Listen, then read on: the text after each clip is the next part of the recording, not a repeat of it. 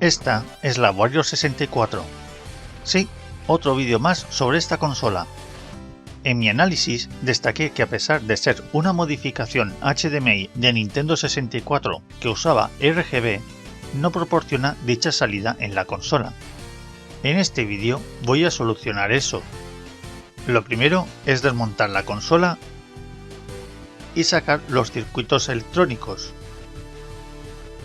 En la parte inferior, soldado a la salida de vídeo, hay un circuito que convierte la señal digital en analógica.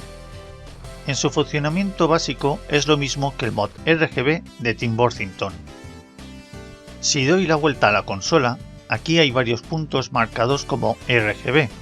Parece que se puedan usar para obtener dicha salida, pero no es así, porque los valores de voltaje son mayores a los 0,7 voltios máximo que ha de tener dicha salida.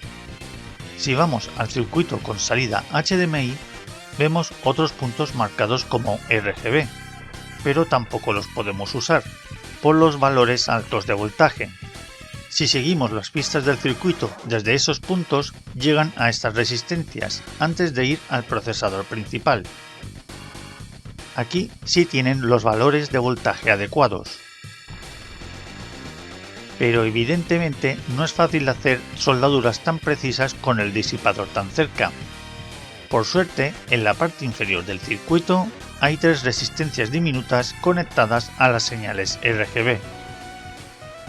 En concreto por este lado de las resistencias y esta correspondencia de rojo, verde y azul.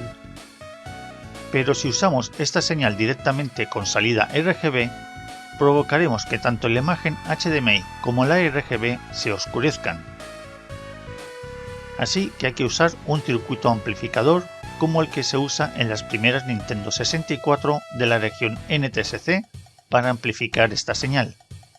Este circuito es fácil de encontrar, por ejemplo, en mi tienda de Buy. Hacer la modificación es sencillo. Se coloca el amplificador en su sitio original, encima del circuito ya existente del Warrior 64, y se sueldan sus puntos correspondientes. Ahora voy a preparar los cables para soldarlos en las diminutas resistencias. Pelo un par de milímetros de la punta del cable y le pongo un poco de estaño fundido. Doblo esta punta y ya puedo soldarla en la resistencia.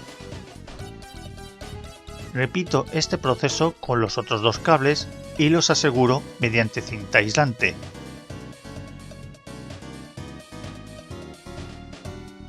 Sueldo los cables en el amplificador y antes de colocar la chapa metálica inferior, doblo esta pestaña para que no lo golpee y finalmente monto toda la consola. Para disfrutar de la salida RGB será necesario usar un cable RGB para consolas Super Nintendo de la región NTSC o consolas GameCube de la región PAL. Ahora la Warrior 64 tiene salida HDMI y salida RGB, además de la salida de vídeo compuesto y ese vídeo que vienen de serie con la Nintendo 64. Para terminar, un aviso. Puede que esta modificación no pueda hacerse en vuestra Warrior 64 si su circuito HDMI es diferente al que tengo yo.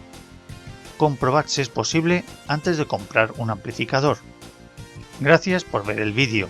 Si te ha gustado, compártelo y suscríbete.